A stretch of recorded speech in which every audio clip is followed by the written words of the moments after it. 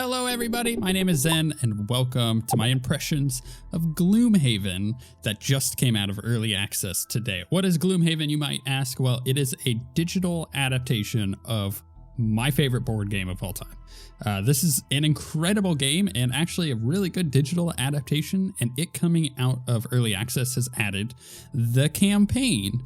If you don't know, Gloomhaven is like this big box that it's like a dungeon crawler, and you're supposed to play with friends, although you could play completely solo all the way through it.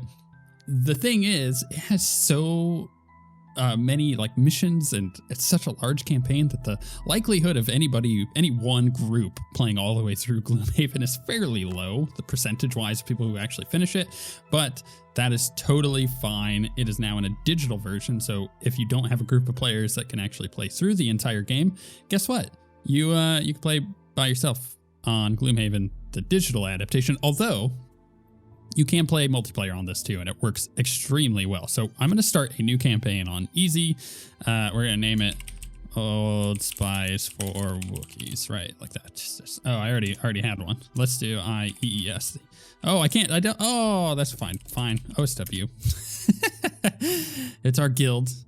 Your guild comprises of a group of characters that you get to play through, and I'm not going to spoil anything for the actual campaign. This goes for both digital and physical. To the harsh lands of Gloomhaven, recruit. You think you have what it takes to become a mercenary out there on the edge of the world?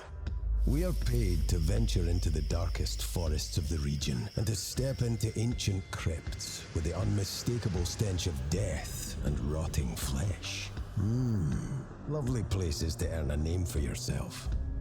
Be ready to face cutthroats, undead, fearsome tribes, and dreadful demons from other realms. You didn't find yourself as a mercenary without knowing how to crack a few skulls, did you?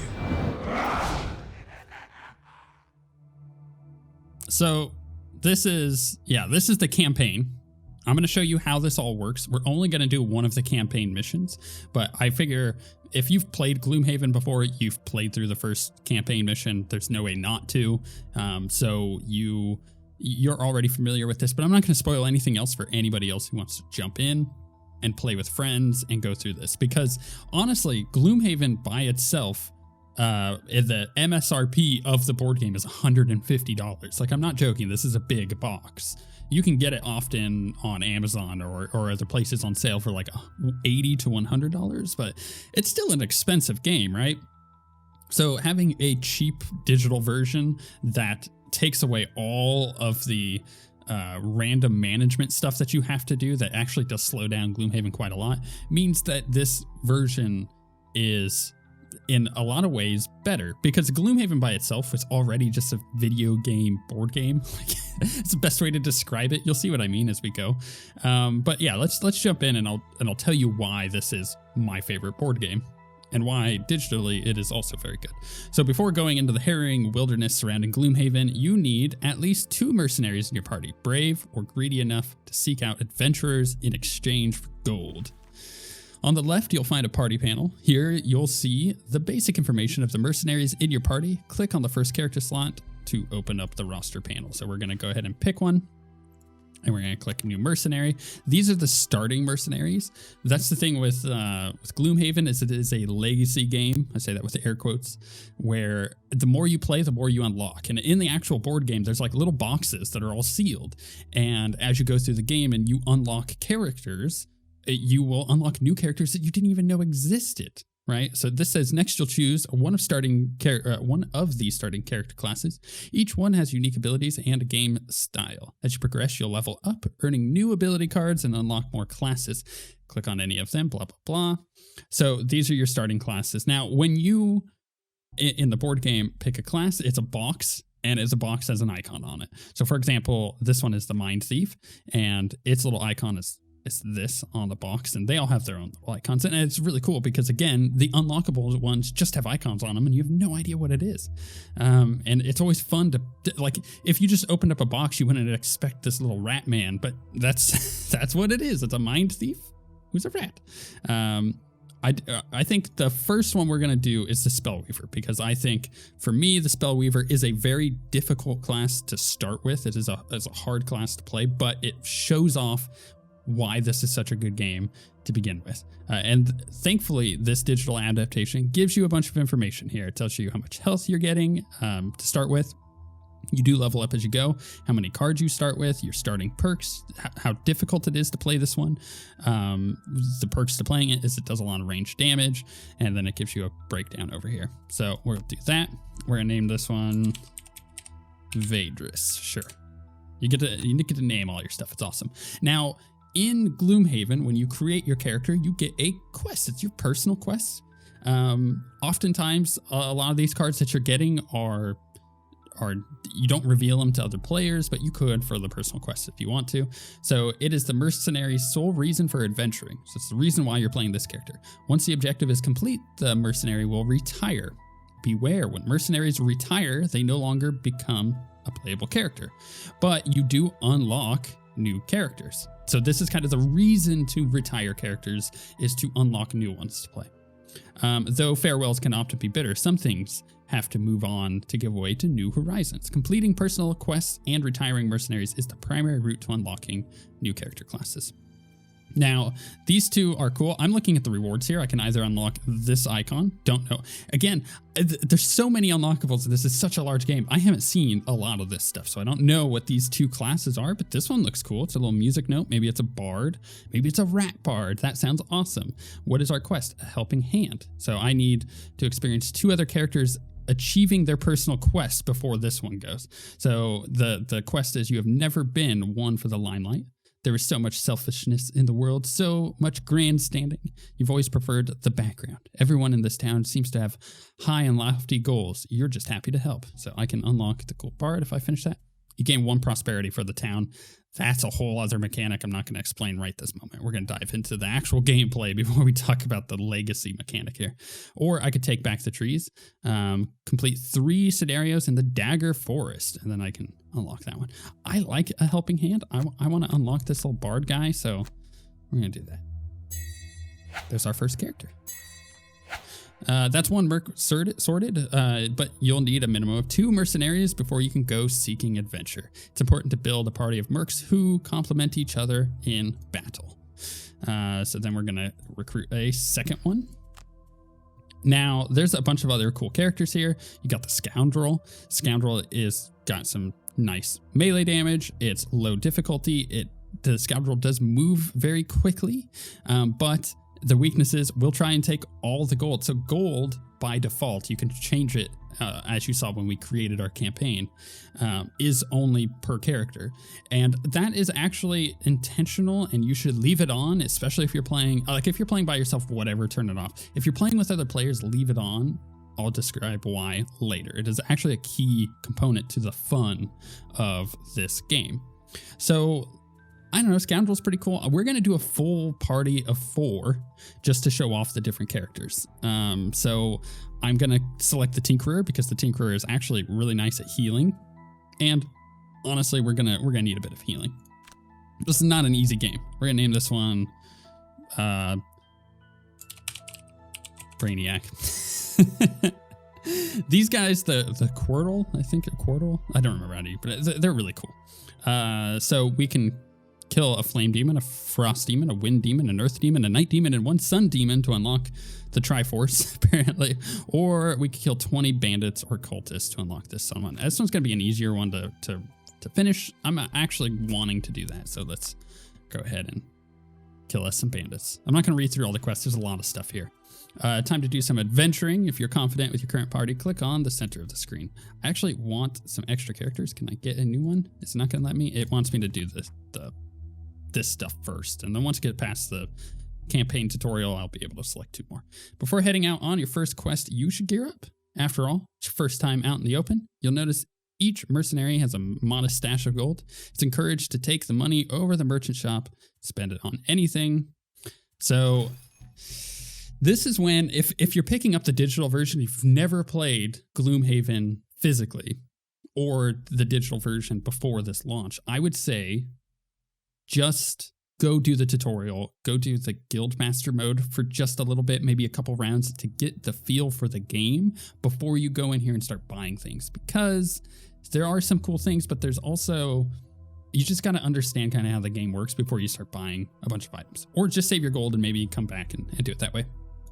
So for our crazy caster chick, one of the best items for her is actually this. It's a minor stamina potion.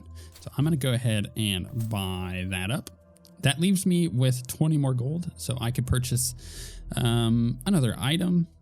The boots are not bad, but she already has pretty fast movement, so I could, during my attack, gain advantage. I'll explain how that works, but I don't have enough gold for that. So honestly, I think I'm just going to go ahead and get leather armor. That'll help. And then for Brainiac over here, I think what I'll do with them is also get a stamina potion. Stamina potion's really good, but again, I'll explain that when we get into the actual gameplay. And then maybe get hide armor. That's not bad, because that'll allow us to absorb some damage, which we're going to be taking some. And then I'll also get an iron helmet. This character's all decked out. Make sure you equip your stuff too. I made that mistake. Make sure you equip your stuff. That's just how it works. Boom. And then what's this? Oh, okay. So because of the stuff going on, I'm getting an attack modifier.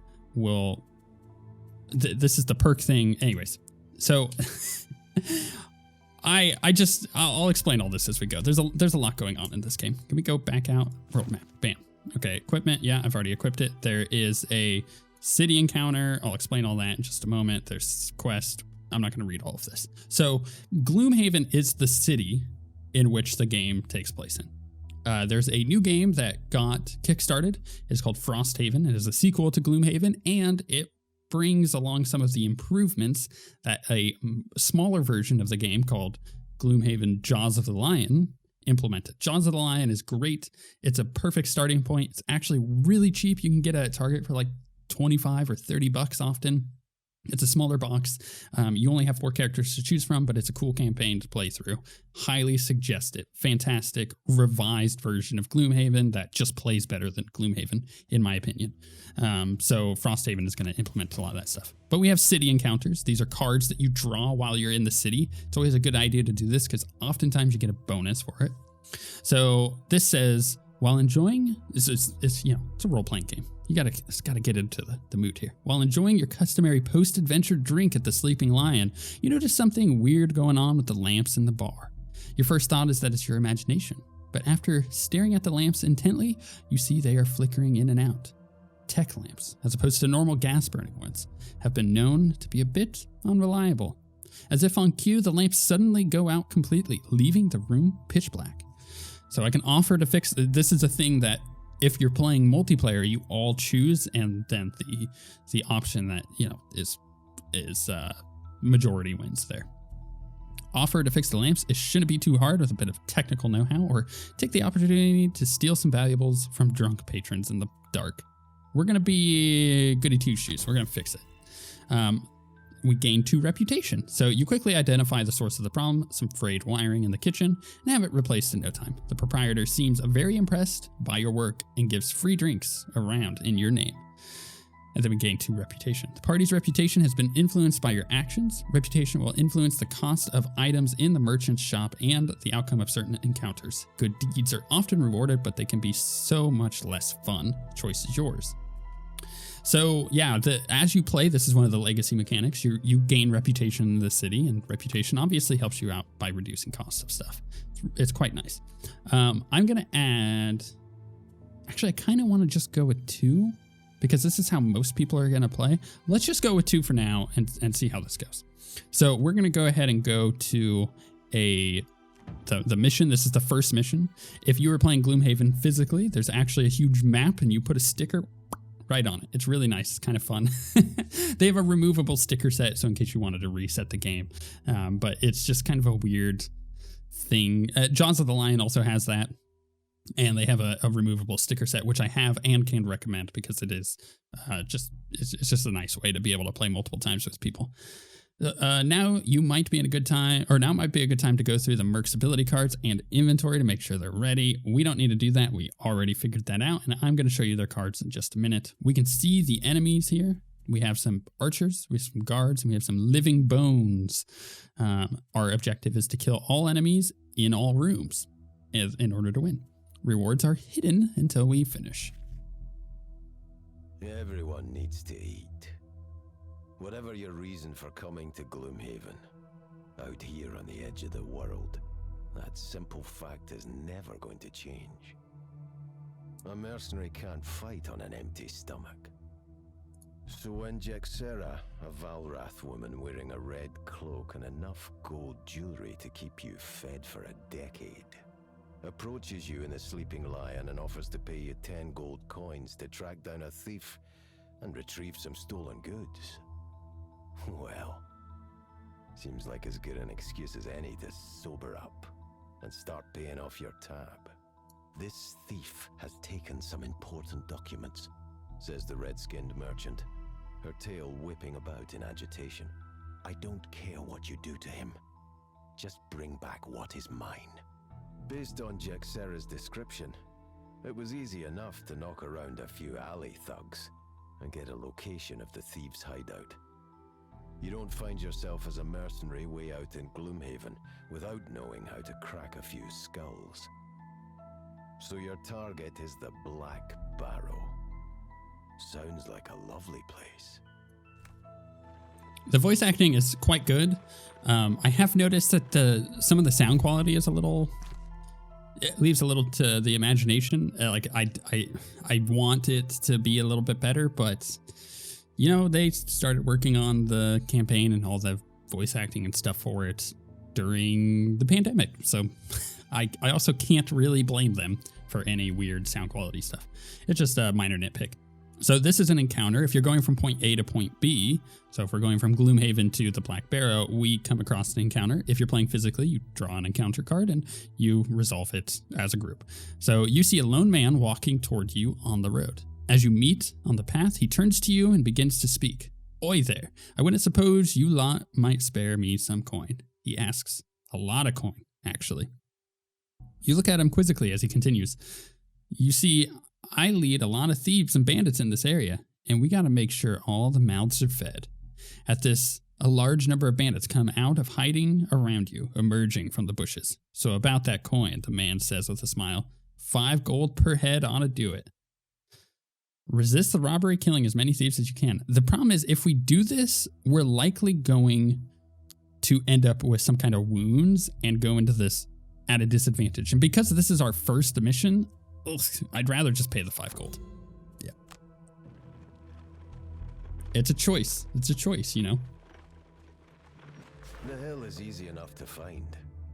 A short journey past the new market gate, and you see it jutting out on the edge of the corpse wood, looking like a rat under a rug. Moving closer, you see the mound is formed from a black earth. Its small, overgrown entrance presents a worn set of stone stairs leading down into the darkness. As you descend, you gratefully notice light emanating from below. Unfortunately, the light is accompanied by the unmistakable stench of death. You contemplate what kind of thieves would make their camp in such a horrid place as you reach the bottom of the steps. Here, you find your answer. A rough group of cutthroats who don't seem to have taken very kindly to your sudden appearance. One in the back matches the description of your quarry. So, if you're playing physically, I know I'm going to keep mentioning this because this is based on a board game, a very, very, very good board game, which I believe is still #1 on Board Game Geek, which is a achievement within itself. But the thing is, you read all this stuff out.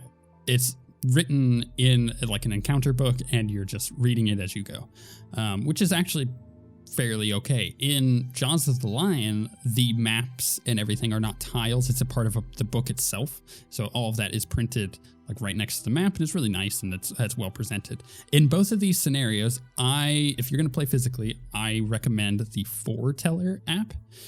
You can buy these completely narrated versions of the game where you're going to do a mission, and you tap on the mission on the app, and it starts playing really well done voice acted audio for that. So you don't actually have to read it, because it is kind of weird if you're playing with like 3 other people and you're not a voice actor and you're trying to read the stuff out. Either people are going to get disinterested or just not care to begin with. But when it's voice acted like that, it's got sound effects and whatnot, it is very, very good. So just figured I'd mention that, because if you play this and you're like, I want a physical copy, factor in the extra $10 cost of the Foreteller stuff, because it makes a big difference.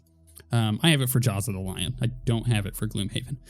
Before entering a dungeon, each mercenary must choose 1 out of 2 battle goals. So these are cards that you draw, and you get a perk point, which is important to your character. We'll talk about that in a moment. Basically, our huge description of what this game actually is about to happen when we get into the gameplay. But these are like personal goals. These are secret from other players. So I can loot a chest during the scenario with this character, and I would get a perk point. Or the thing is, I can't guarantee there's going to be a chest even there. Your health at the end of a scenario is equal to 2 or less. I can guarantee that, because you know what? I got 6 health. So we're going to go with that one. Scrambler, take only short rests during the scenario, okay? Or never allow your current hit point value to drop below half your maximum hit point value, rounded up during the scenario. Ugh, that one's really difficult to do. You'll see why. So we're going to go ahead and enter the dungeon. We already have our loot and everything equipped. We're ready to go. Take care of these unfortunates, your target says, backing out of the room. You can vaguely make out his silhouette as he retreats down a hallway and through a door to his left. Well, it's not every day we get people stupid enough to hand-deliver their valuables to us, grins one of the larger bandits, unsheathing a rusty blade. We'll be killing you now. Joke's on them. If you had any valuables, you probably wouldn't be down here in the first place. So as you could tell, this is a hex-based movement game. It's a dungeon crawler. In the physical version, you lay out all the map tiles, and you can see that here. We have other tiles off over here that have not been explored. We have to open the door to go explore them, which is why our mission is to kill all enemies in all rooms, because there's 2 other rooms here. The cool thing about the digital version is it dresses it up. It's very pretty. It's really nice. This may seem familiar to you if you've played games like Divinity Original Sin or Baldur's Gate 3. It's a tactical turn-based RPG, but the way it plays is so cool and so unique, and this is what makes Gloomhaven amazing. First off, you have a deck of cards unique to your character. This is our Spellweaver. These are her cards. Literally, you can see it's a card. Let me describe what is on the cards, what you're seeing, and then you'll understand how this game plays. On the card, you have a top part of your card, which I can't scroll over here, and a bottom part of your card. On your turn, you pick 2 cards. Everybody picks simultaneously.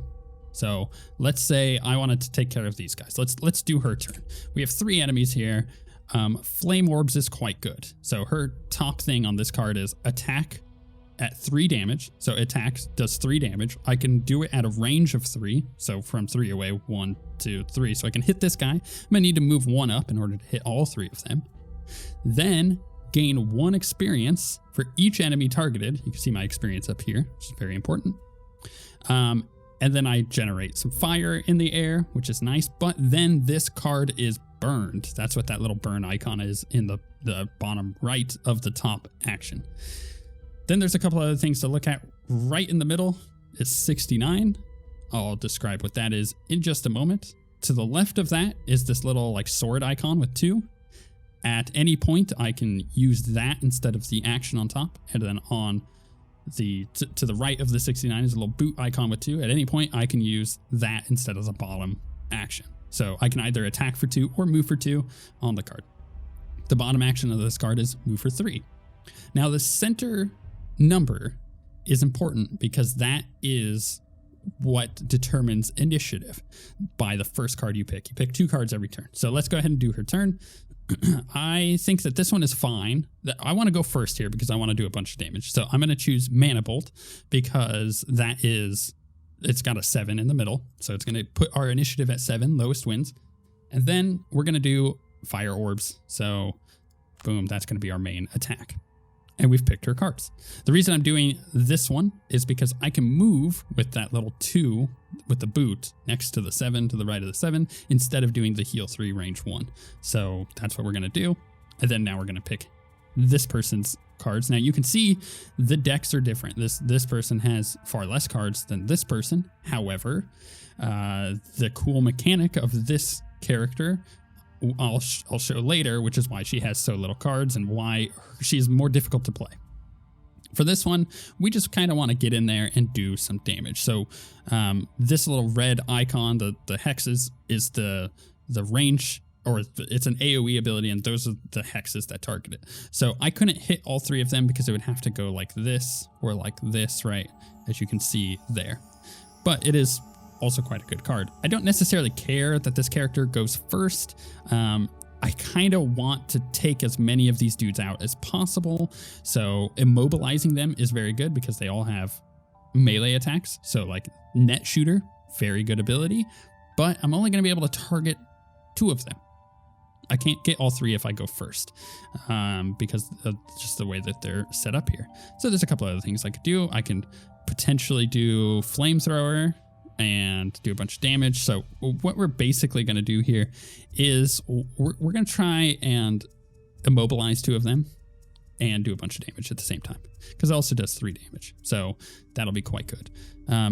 I also want to go first. So I'm going to go ahead and use Energizing Toxic, even though, or Tonic rather, even though I can use this as a heal. I'm not going to do that right away. I'm also not even going to use any of the major things on those cards, so I don't burn the card. I'll explain that in just a moment. So we're gonna go ahead and go, and that's our selection. The enemy draws cards too. Each enemy in this game has a deck, and in Jaws of the Lion they simplify it a little bit more, but their decks determine their how they behave. So like they draw a card. This is like an AI thing, and this guy here, the elite, is going to shield 1 and retaliate 2, which means if we attack him, we're going to be retaliated against, and then this character is going to shield 1 and retaliate 2. So they're not even going to move. So that's their AI on this one, which is fine for us. We're going to use the basic movement here just to move 2. I'm going to move right there, confirm my movement, and then I'm going to use, oh no, I did it backwards. Ah, crap, I messed that up. Unfortunately, I don't think I can go back. Like the right click going back thing doesn't quite work, but because they're just standing there, actually it's not that bad. I kind of wish I could have gone back. Oh, that's so annoying that it does that. But we'll go ahead and skip movement for that one and then do the attack. I want to take one of these guys out first because they have less health. So we're going to go ahead and do that. We're going to confirm that target. Oh, that was almost well played, and then I flipped my cards. I'm going to end their turn. I could use my stamina potion to try to get one of those cards back, but we'll actually, it's not a bad idea. Let's do that. So I'm going to get Fire Orbs back. Confirm. So I've used my potion. The potion's gone for the rest of this map, this encounter. We're going to end her turn. These guys aren't going to move. They're going to do their retaliate and shield, which I suppose is fine. He's going to do the same thing. And then this guy's also going to do the same thing.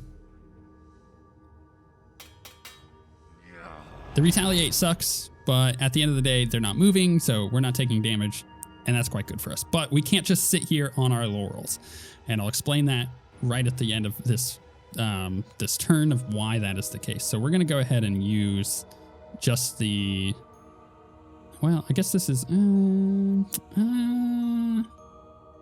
I kind of...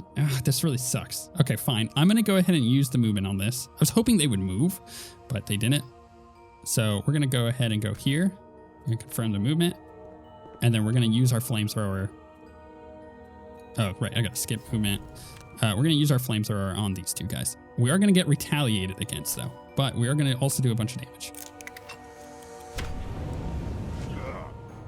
Now, you'll see these plus zeros and plus ones and whatnot. The way that works is instead of like rolling a dice to see how much additional damage you do or anything like that in this game, you're simply, there's a whole deck of plus zeros, plus ones, plus twos, minus ones, and minus zero cards. And then like a miss card. And you draw one of those cards for each attack, and that's what it's determining there is how much extra damage we do. So there's some variance in it. You can critically hit, do 2 times damage and stuff like that. We haven't done that here, but we did do quite a bit of damage.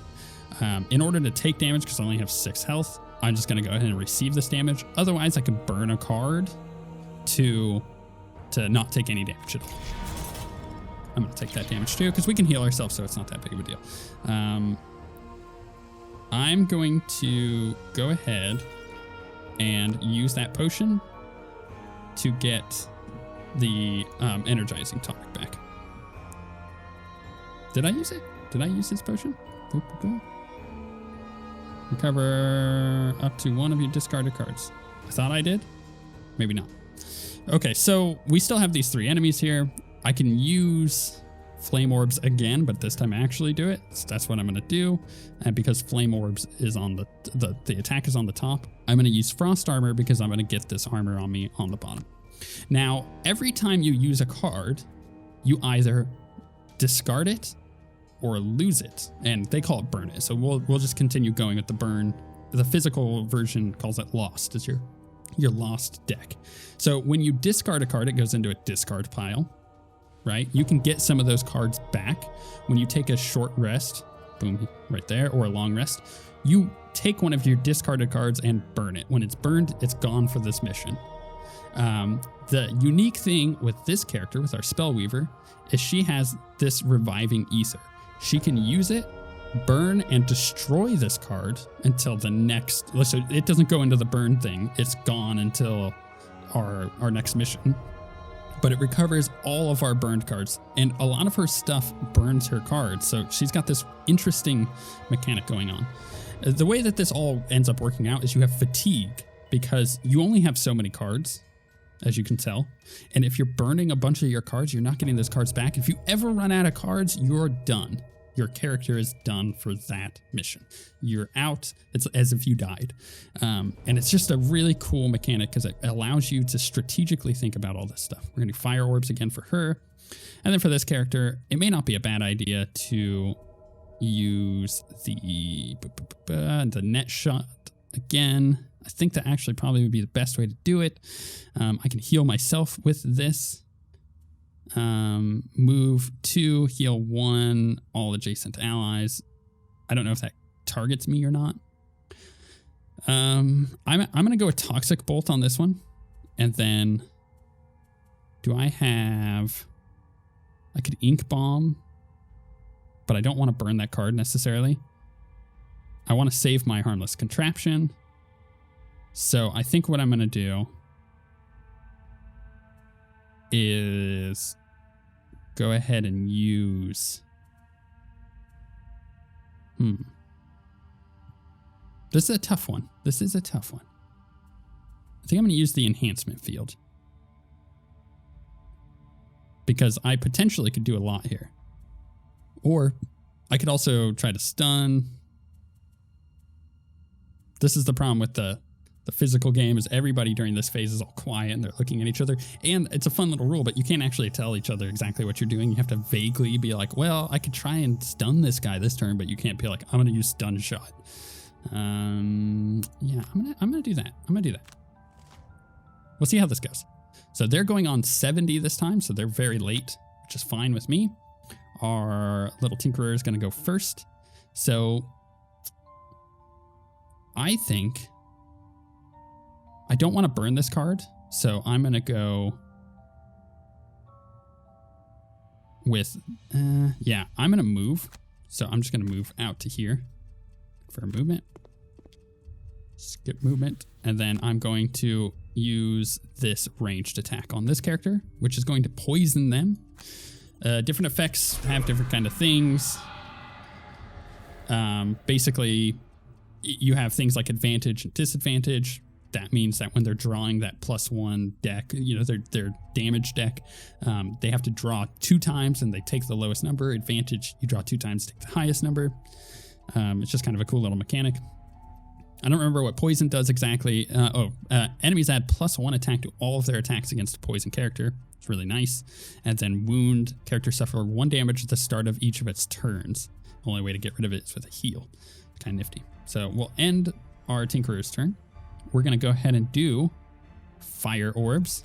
And this is our big attack we tried to do last time. We'll confirm that. We did a +1 damage there. It kills that. We did +0 here, but it kills that. And we did +1. It kills that. Absolutely beautiful. So good. And instead of using the Frost Armor, I'm going to move 2 and land on this gold. The only way you can pick up gold is with a loot skill. Like some cards have loot on them, and it picks up based on the number. So if it's loot 1, it would pick up 1 around me, plus whatever I'm on. But if I just end my turn here, I'm going to get this gold. And the gold is individual. So it creates a fun little thing when you're playing with other players. If sometimes, you know, a character's mission that they have for, or their goal for this mission might be like loot 10 gold. So they'll be acting like they're super greedy all of a sudden. You're like, what the heck are you doing? Why are you picking up all the gold? We're about to lose here. And they're like, I know we're about to lose, but we're also really close to winning. And I just need it. I just need this gold. And you're like, what is going on? And then at the end of the mission, you're like, oh, I see. You had a thing to loot all this gold. It's just really fun. So that's why I suggest leaving on turning off non-shared gold, turning off shared gold. There we go. And leaving on non-shared gold, because it actually is part of the reason why the game works in a really fun way, multiplayer wise. So for this, if we open this door, there's likely to be enemies over there. So I'm going to want some kind of ranged attack. So we could definitely do Freezing Nova and Flame Strike. And the reason why is because I might be able to heal our little Tinkerer on this one. And then for them, I feel like really needs some kind of movement. So I'm going to go Ink Bomb here. You'll see why I'm doing that one first.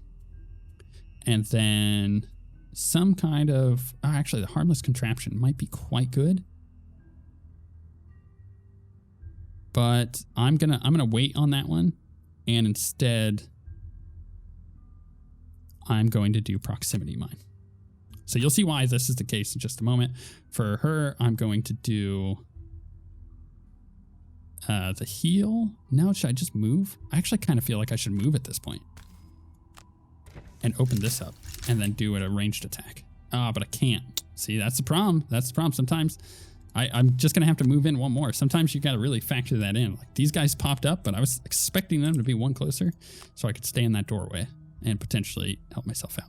So we're going to use this attack on that one. We're also going to consume the fire. Some of these abilities they like add fire to the air, and by consuming them, we get different effects. That's like super advanced stuff. Don't worry about that, but we're going to consume it to get that on this guy, right?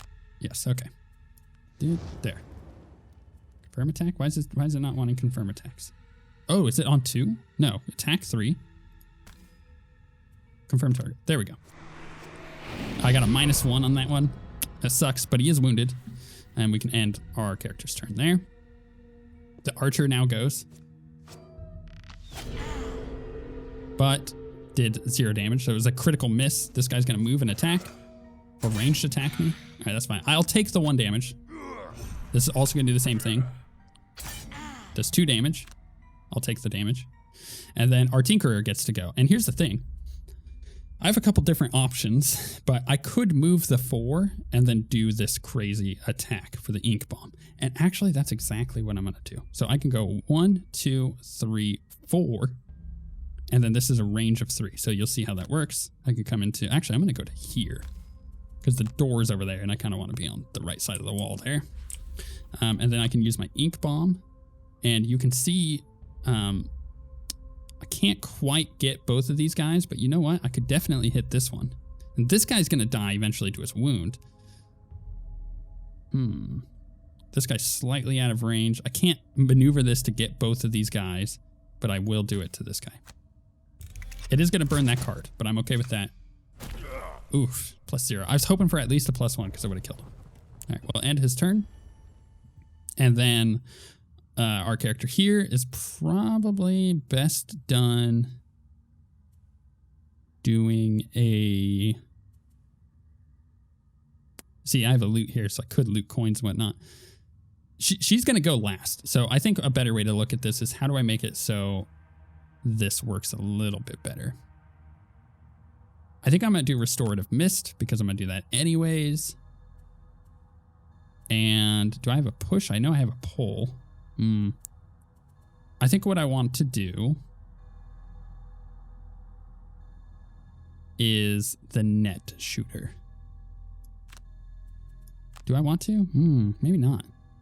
One adjacent ally may recover all of their discarded cards. Holy crap. No, we're doing that. That's really good. Look at all of her discarded cards. I'm going to gain all that back, so I'll get Frost Armor and stuff back. That's really good.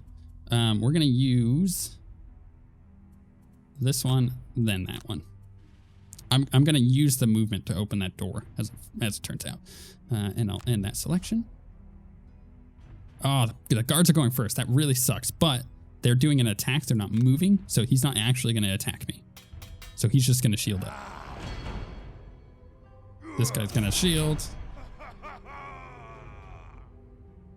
Tinkerer's turn. I mean, goodness, this is so good for her. So yeah, we're going to go ahead and confirm that. And I'm going to go ahead and heal her.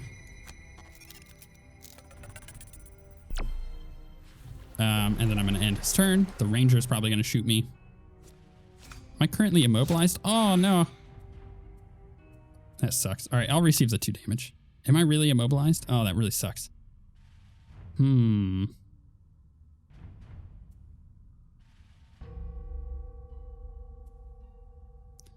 thing is, you don't, I know that I made it so I wanted to do the Impaling Eruption attack. I know I did that. But because I've picked these cards already, I can swap them. I could do the move and the loot, but I don't know if that's worth it. So I kind of feel like if I'm able to move, yeah, I'm immobilized, so I can't even move to begin with. So it is worth it for me to do the attack. The thing is, this is normally like a really cool impale attack, but not going to be able to do much with it. I'd rather hit this person. And go ahead and confirm that. I got a +1. That's really nice. And then that card gets burned, but that's fine. And we normally would move, but we can't. So we're going to skip movement. And the good thing is we don't burn that other card. So back to the turns here. Our characters are going to go pretty late on this one because I've used a lot of their high initiative stuff or low initiative stuff. So I think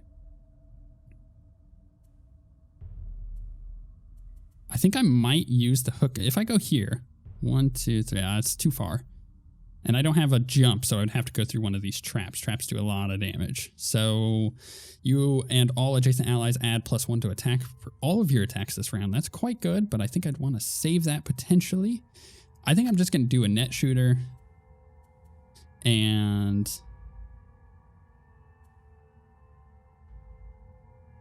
I may just use this one to move for now.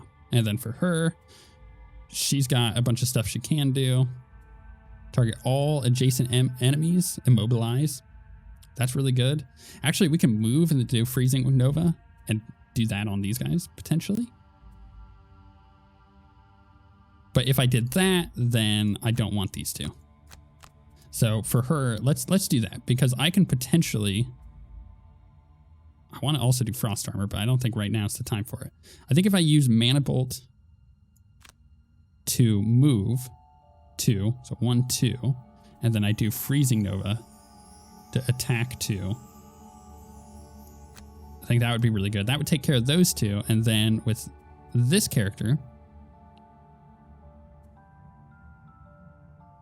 I can use enhancement field, the top of enhancement field to do damage, potentially killing that. So we're going to do that. Boom, boom, end selection. And here we go with our movement first. Is that what I want to do? No, I want to adjacent. Okay, I almost messed that up. So we want to move here. Confirm movement. Attack. Confirm. Ah, we got a critical miss on that one. That really kind of messes us up a little bit. That sucks, because now we're going to get attacked by... Oh, no, they were wounded. I forgot that they were wounded. Oh, my goodness. The MVP. Okay, well, that's good, because now we can use this to move here. Actually, can I? Undo.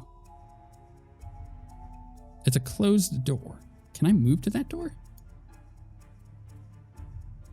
I don't think it's going to let me. All right, so we can confirm our movement there, which is going to get them a coin. And we can attack with this, which is going to kill them. Oh, beautiful. Beautiful. And their turn. Now, we don't have any enemies on our screen. So I can rest if I really want to. I can get my burned cards back. Don't necessarily want to do that at the moment, but it is an option for us. I think the thing is, the Ride the Wind is really good for us. So I think I'm going to take a short rest with her. I'm totally okay with getting rid of this card. Yeah, so we're going to burn this card. A short rest burns one card. We're going to get Ride the Wind back. So now we can use Ride the Wind to jump over and open this door. So when we open the door, all of their initiative is then determined. And if I was really low in it, then I wouldn't be able to get away. So I think I'm going to do Frost Armor. Or no, not Frost Armor. Yeah, let's just do Mana Bolt and then Ride the Wind. Because I want to open this door and then leave these traps here. And then with them, we're going to long rest. And we're going to then, they just go last. So let's go ahead and move. So we're going to move here and open door. Kicking through the door, you find yourself face to face with the reason these bandits chose this particular hole to nest in. Animate bones. Unholy abominations of necromantic power. Nothing more to do but lay them to rest, along with the remainder of this troublesome rabble. Okay, so we can continue our movement, which I think is what I want to do. So I'm going to confirm movement here. The reason why is because now these guys are forced to move to us. Even the ranged ones can't quite see us. They would have to be here and here. Basically, line of sight is if you can draw one corner of your hex to a different corner. So like we have a corner here, they can draw their corner to this one, right? So if they're here or here, we're both in range, but that is totally fine. We're just going to go ahead and click this and then go skip attack. End their turn. Can't quite get far enough, and then the bones are going to move. Now, the beautiful thing is our Tinkerer, who's going to heal themselves, this is the end of their turn, and we get to choose which one we're going to burn.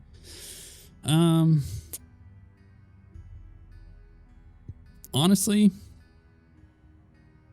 I think I'm going to burn Enhancement Field. Because, like, Net Shooter is really good for us. The heal might end up being really good. And I mean, enhancement is also +1 damage, but I'm way over here. Yeah, I'm going to go ahead and burn enhancement. We get the rest of our discarded cards back. We're going to end their turn. Now this is a new round. We get to decide what we're going to do here. So Frost Armor and Flame Strike are going to be really good for us. Reviving Ether is going to do a lot for us as well. But because this turn, we're just kind of waiting for them to come to us, I'm going to do Frost Armor and Flame Strike. Because I can use the top action on Flame Strike, although I want to go last, or as far to last as possible. So I'm going to do Flame Strike first, then Frost Armor. With them, I would really like to do Proximity Mine and put a mine there. But it's an adjacent empty hex. Now, that's not great. But I could do our Net Shooter and kind of get them all stuck. That's not a bad idea. Actually, that's really quite good. This is within 3, so 1, 2. You know what? I think I can do that. I think that's technically 1, 2. Yeah, I think that's technically in line of sight. So we're going to do our net shooter. And that does the top one.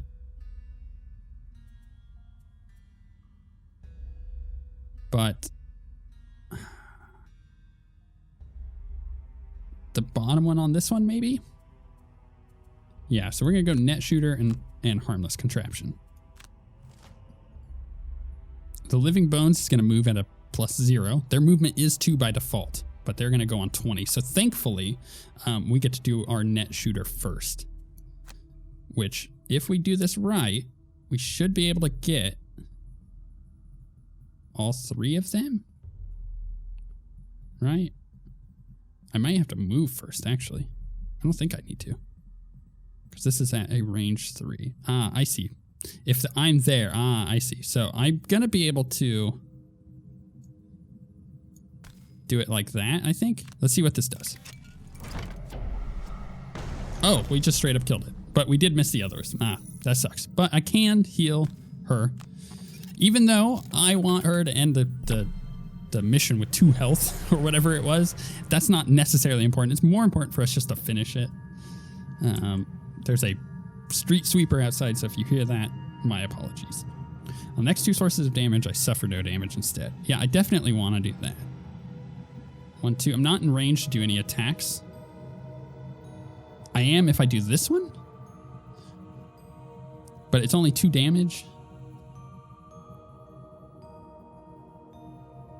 You know what? I'm going to do this. I'm going to confirm that action. I'm going to give myself some armor. And this, I can't attack anybody, so I'm going to skip attack and end it. Okay, so now actually would be a really good time to use this card, but we have to short rest to get ourselves 1 card back. Yeah, you know what? I am actually okay with go ahead and burning Flame Strike, ironically. We're going to use reviving. Well, do I want her to go? Yeah, I do want her to go kind of far back. And then that ends her selection. And then for them, hook gun is not bad at all, because we can pull them into mines. And maybe I also use Toxic Bolt. The reason I want to go last here is because I want these guys to come a little closer. So they're going on 68, 74. Not great. Not quite what I wanted. Unfortunate. They're not going to move. Now it's my turn, which really sucks. What's the range on this? Range 3. So if I move here,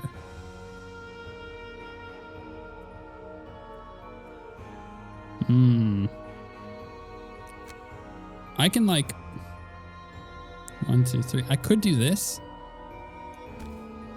Confirm my movement. And then I can use this to attack this one and pull it 2.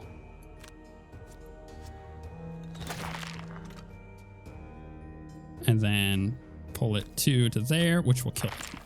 And it also gets rid of that trap, so we can actually get into the room now. Maybe I should have pulled it to this one so she can actually move around. Although she has jump, so she's not in a bad spot here. But I want to get all my burned cards back.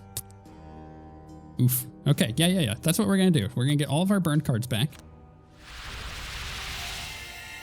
Always check to see if you're about to burn another card by using this one. And we're going to use the heal. Oh, I can't even use the heal, so I'm going to go land on some gold. Oh, I forgot about that stupid thing. All right, fine. We'll frost armor that one. There we go. Receive 0 damage. Crap, I forgot about that stupid trap there.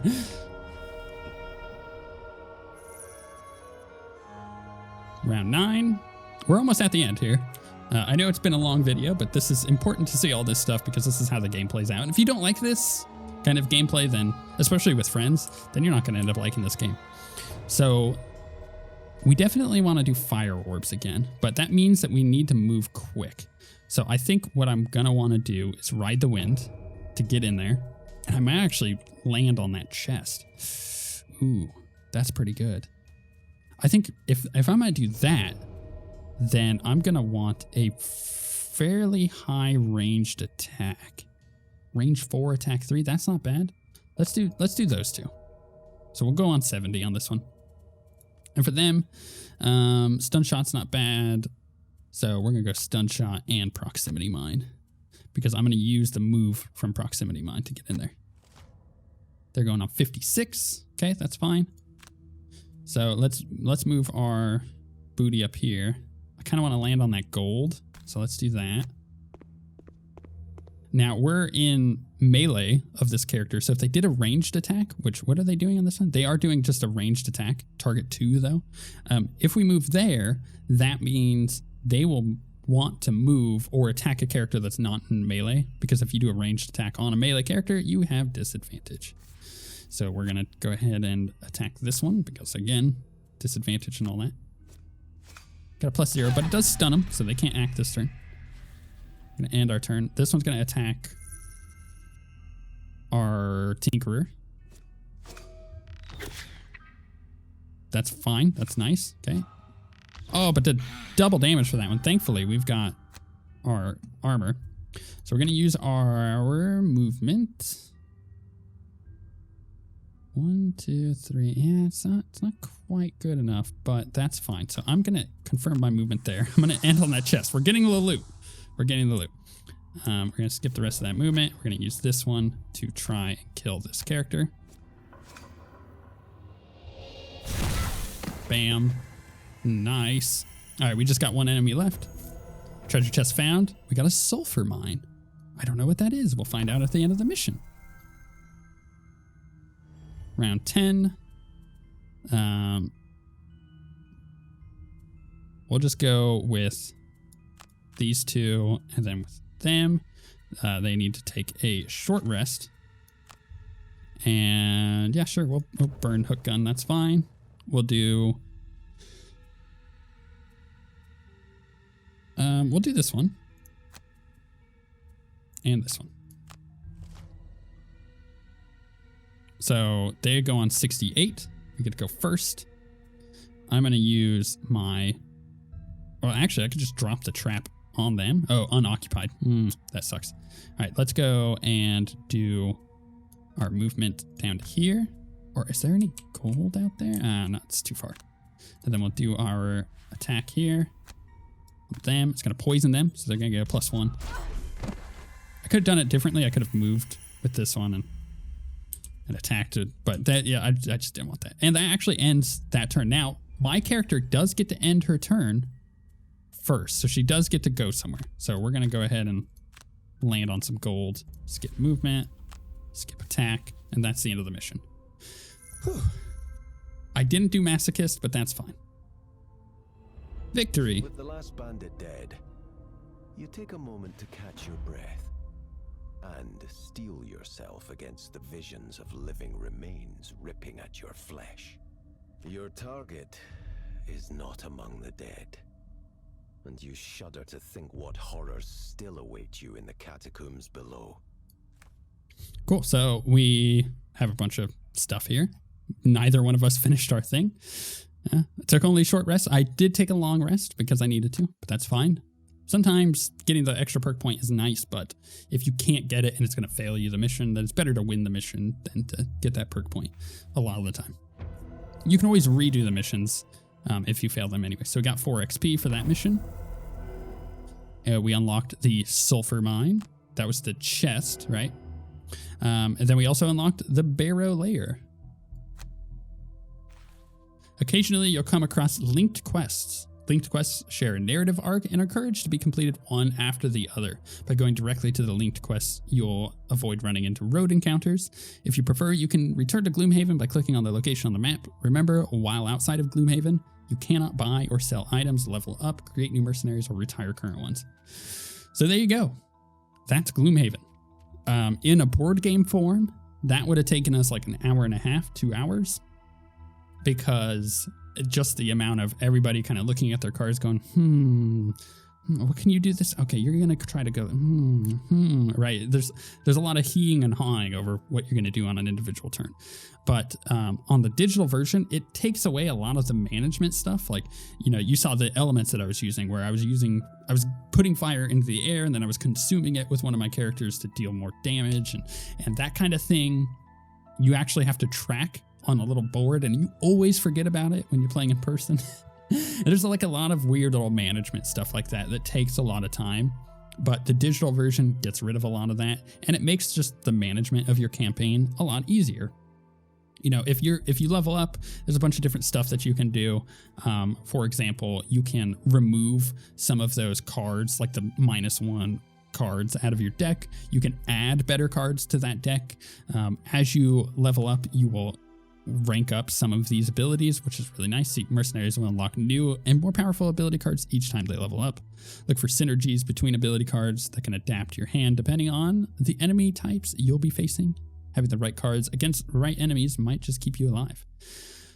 You can edit your deck. You can only have a certain amount of cards per character. So this one can have 12, but our character here can only have 8. So it's all very unique and adaptive. And honestly, Gloomhaven is one of the best RPGs out there just because of the way that it was made and the really cool card mechanic of having to deal with the fatigue, and you only have technically, based on what you can do for your character, only a maximum amount of turns before you just fail the mission.